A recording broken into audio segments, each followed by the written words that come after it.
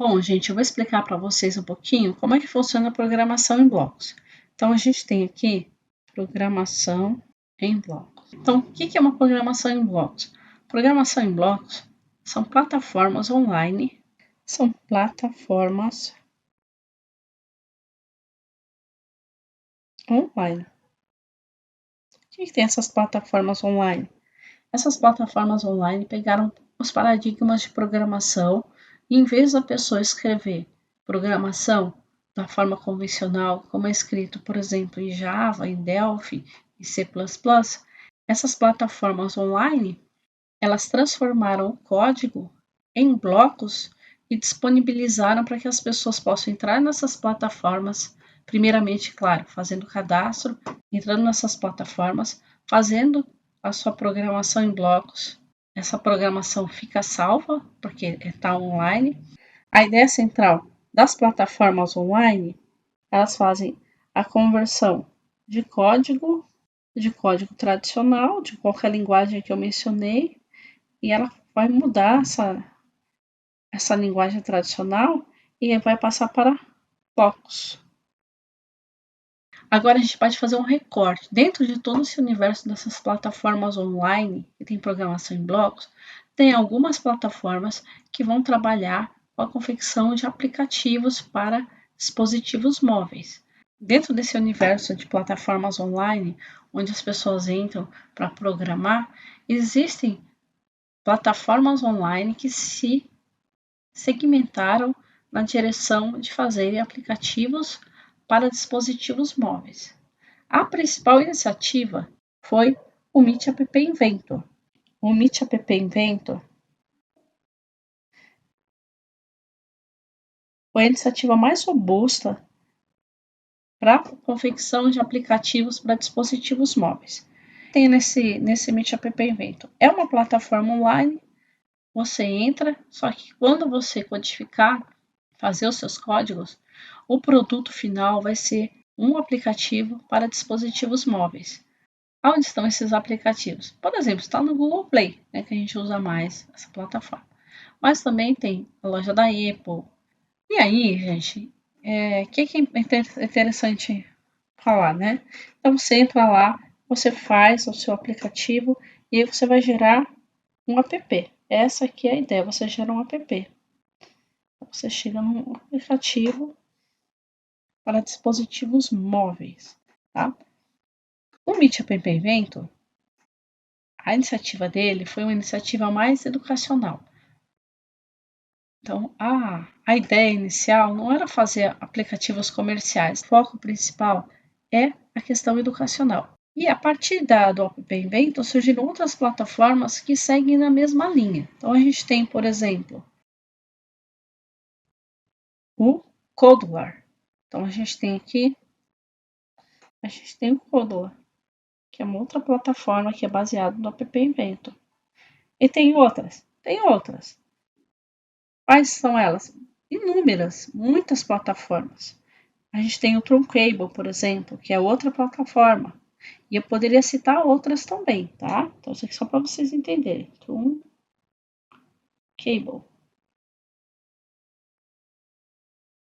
Você pode usar os mesmos blocos nas diversas plataformas? Sim e não, tá? Então, vamos colocar aqui. Então, a gente tem aqui Meet App Inventor.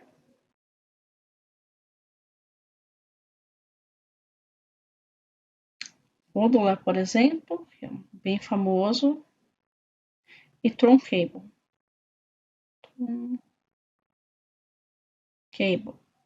Gente, eu fiz o meu aplicativo aqui em App Inventor, tá? Então, eu fiz lá, usei meus bloquinhos, fiz meu aplicativo aqui em App Inventor. Eu vou fazer o mesmo aqui? Vai dar certo? Depende, tá? Depende. Então, existem variações entre essas plataformas. Por exemplo, no próprio App Inventor, nós temos o uso de extensões, que são blocos externos que são trazidos para dentro do projeto. O Codular também acontece isso em nível de extensão. E no Truncable, idem. Então, é possível sim que, na maioria dos casos, eu penso que mesmo o bloco que vai funcionar, o conjunto de blocos que vai funcionar no App Inventor, vai funcionar no Codular e vai funcionar no Truncable. Só que, se a aplicação for bem simples, muito provavelmente sim. Se a aplicação for mais complexa, você vai ter problema sim. Se a gente fosse colocar, por exemplo, grau de complexidade, o grau de complexidade ia ser isso aqui. Ó. O Meet App Inventor é o menos complexo, o Codular ele é um pouco mais complexo e o Truncable é mais complexo. E os usos dessas plataformas, né, se a gente fosse mensurar aqui, a gente podia colocar aqui, por exemplo, o Meet App Inventor, ele é mais educacional, tá? Ele é mais educacional. O Codular, ele é mais ou menos. Ele já é educacional, mas ele também tem um pouco de uso comercial. E o Truncable, ele é mais comercial. Então, tem essas diferenças, tá? Dependendo de como essa plataforma funciona. Tá bom, gente? Espero que vocês tenham entendido aí, de uma forma mais geral, como funciona essa ideia de programação em blocos e, no nosso caso, que são direcionadas para aplicativos, para dispositivos móveis. Tá bem? Abraço e até a próxima. Então, gente, para a gente acessar o Codular, eu vou vir aqui no Google e vou digitar Codular com K. Vou clicar nesse item, é o primeiro item, www.codular.io. Esse aqui. A gente vai entrar nessa tela aqui. Vai falar se você quer português ou inglês. Eu vou deixar em inglês mesmo o meu. Então aqui a gente está na tela do Codular. A gente tem os módulos, criação, extensão, story, loja, conta. Aqui tem Teams, About, Community. Esse Community aqui é quando você tem alguma dúvida. E esse Community aqui é o fórum do Codular. Então, você pode entrar aqui no Community. Vou clicar aqui para vocês verem. E aqui você pode digitar alguma questão que você tenha. Alguma dúvida que você tenha. É claro que quando você for acessar aqui, ele vai pedir para você se logar. Para você acessar, além dessa página inicial aqui, você precisa se logar. Então, tá login aqui, você vai ter que se logar da mesma forma. Como você ainda não tem, eu vou voltar aqui para a tela inicial. E aqui tem os docs. Os docs é a documentação do Codular. Cada bloco tem as suas funcionalidades. Essas funcionalidades estão aqui também. Então, eu vou clicar aqui nos docs. Eu vou clicar aqui em Accept, aceitar. E aqui você tem toda a documentação do Codular. O que tem em cada um? Tem vídeos que você pode ver. Então, por exemplo, eu vou clicar aqui em Search e eu vou colocar Button, que é o principal componente que a gente tem. Digitar Button, vou dar um Enter. Ele funciona a partir do Android 4.4. Então, se o seu celular é antigo e tem um Android antigo, talvez ele não funcione. Quando você utiliza o Button, os blocos que a plataforma disponibiliza para vocês são esses aqui, ó. Quando o botão for clicado, quando o botão perder o foco, quando o botão você der um clique longo no botão. Então, essas aqui são as possibilidades. Então, para cada componente que tiver no Codular, ele vai ter a sua documentação e você pode acessar essa documentação. Os métodos. Então, ele tem o botão clique. Então, aqui tem toda a documentação para você. Então, vem tudo explicadinho, tudo bonitinho. Ó. Todas as possibilidades, o tamanho, a fonte, a altura. Então, tá tudo aqui. A gente vai ver isso aqui lá dentro. Só quero que vocês vejam que tudo que está lá, eles colocaram aqui para você poder ler, tá? Então, eu vou voltar aqui para a tela inicial. E a gente está na tela inicial. Percebam que a gente nem entrou ainda, né? Então, eu vou clicar aqui em Create App. E aqui você clica nesse símbolo de G aqui, que eu vou entrar com o meu Gmail. Eu tenho um e-mail Gmail. Se você não tiver um e-mail Gmail, você pode clicar aqui em Create Account, tá? Então, vou clicar aqui no G do Gmail. E aqui ele vai listar no seu computador, no seu navegador, ele vai listar todos os e-mails Gmails que você tem. E aí você vai ou escolher um desses que você tenha. Se você não quiser usar esse que ele está setando aqui, você pode clicar aqui em usar outra conta. Eu vou clicar aqui em usar outra conta, só para mostrar para vocês. Eu coloquei um outro e-mail aqui, cliquei em próxima. Essa senha tem que ser a senha do seu e-mail, do seu Gmail. Porque a senha é próximo. É a senha do seu Gmail. Esse Gmail que você setou, você tem que colocar a senha dele. Codular pode usar esse e-mail. Você fala que sim, autorize. Nesse caso aqui que você está usando a primeira vez, ele vai apresentar os termos de uso e a política de privacidade. Então, você pode ler depois com calma. Explica bonitinho quais são os termos.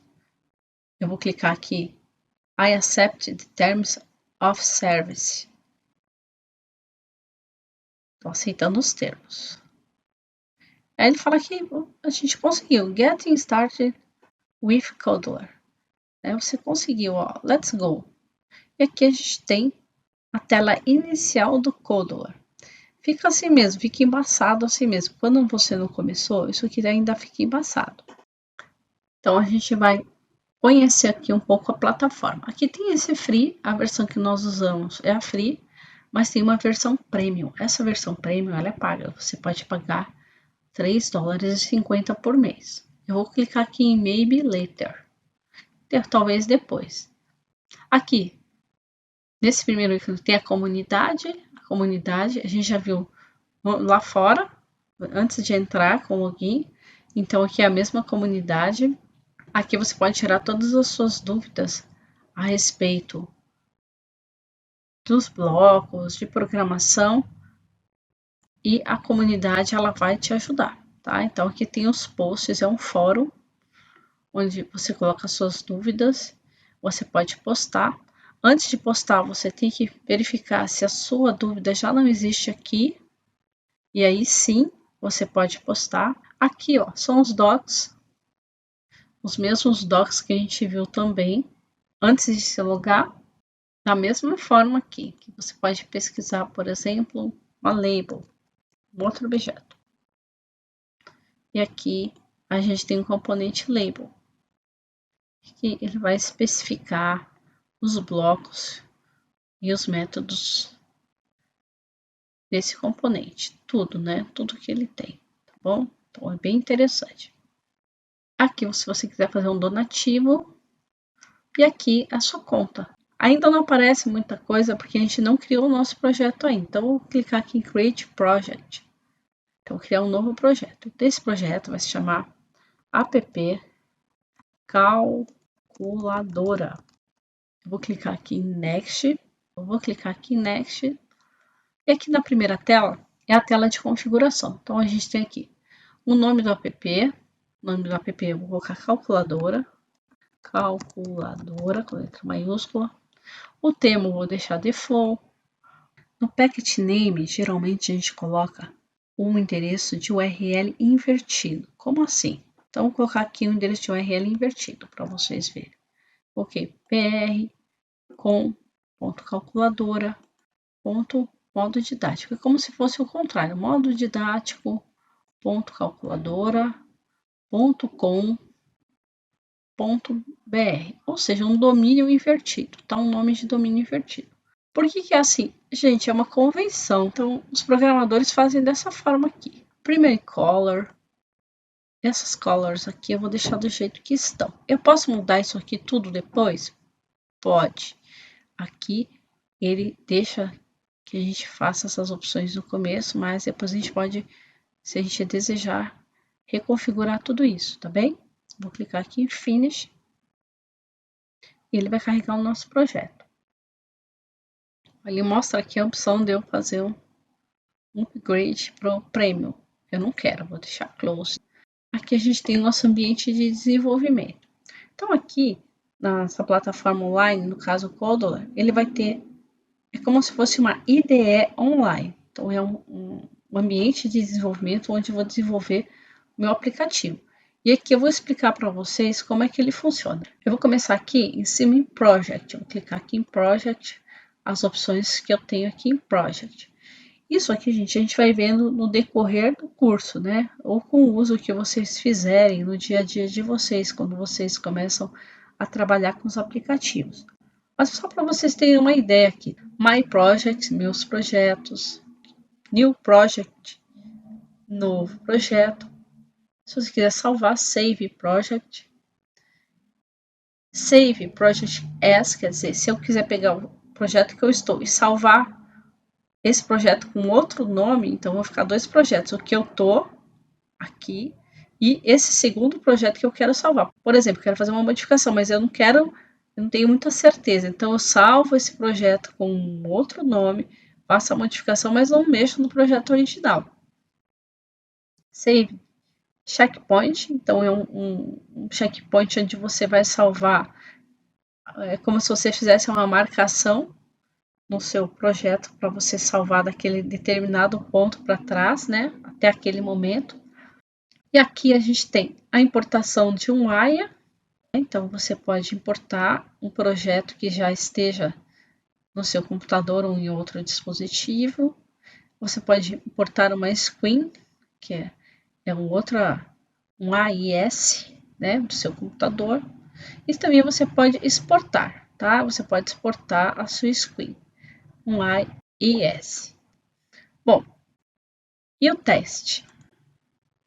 O teste você pode testar com o Companion via USB, são essas duas possibilidades.